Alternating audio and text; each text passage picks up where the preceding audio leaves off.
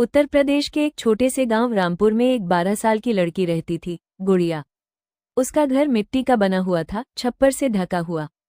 उसके पिता श्यामलाल एक साधारण किसान थे और माँ कमला गांव के पास सब्जियां बेचती थी। उनकी आमदनी बहुत कम थी, लेकिन घर में सच्चा प्यार था। गुड़िया को पढ़ाई का बहुत शौक था, लेकिन उससे भी ज्यादा उसे मिट्टी, पौधों और फूलों से प्यार था। गांव के बीचों बीच एक पुराना मंदिर था। मंदिर के पास एक बंजर सूनी जमीन पड़ी रहती थी, ना कोई पेड़, ना घास, ना हरियाली। रोज स्कूल जाते समय गुड़िया उस जमीन को देखती और सोचती, ये जगह इतनी उदास क्यों है। एक दिन उसने मंदिर के पुजारी से पूछ ही लिया, बाबा जी, ये जमीन इतनी सूखी और वीरान क्यों है।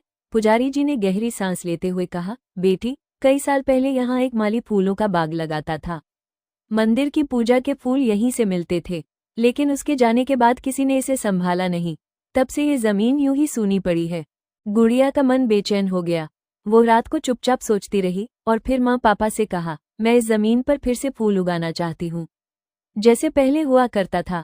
माँ पापा ने प्यार से समझाया कि बीज, खाद और पानी लाने के लिए पैसे चाहिए और उनके पास इतने पैसे नहीं हैं। लेकिन गुड़िया ने हार नहीं मानी। उसने खुद कुछ कमाने का फैसला किया। स्कूल के बाद वो गांव के कुछ घरों में झाड़ू पोंछा करने लगी, कभी सब्जी मंडी में माँ की मदद करती और जो भी पैसे मिलते उसे एक छोटी सी गुलाबी डिब्बी में जमा करती। कुछ हफ्तों बाद जब उसके पास थोड़े पैसे इकट्ठे हुए तो उसने मेले से बीज खरीदे, गेंदे, सूरजमुखी, गुलाब और चमेली के। फिर उसने उस बंजर जमीन को साफ करना शुरू किया। झाड़ियां हटाई, मिट्टी को खोदा और बीज बोने लगी। शुरुआत में गांव के लोग हंसते थे, एक छोटी सी बच्ची क्या बाग लगाएगी। लेकिन गुड़िया ने किसी की परवाह नहीं की। हर दिन वो पानी लेकर आती, मिट्टी को देखती, बीजों से बातें करती और उन्हें प्यार से सींचती। धीरे धीरे लोग उसकी मेहनत देखकर उसकी मदद करने लगे। कुछ महिलाएं पानी भर लाती, कुछ बच्चे मिट्टी साफ करने में साथ देते। एक दिन तो गांव के प्रधान जी भी आकर बोले, बिटिया, तुम तो कमाल कर रही हो। तुम्हारी मेहनत पूरे गांव को प्रेरणा दे रही है। महीनों की मेहनत के बाद जब पहली बार गेंदे और सूरजमुखी के फूल खिले, मंदिर के पास की जमीन जैसे जी उठी।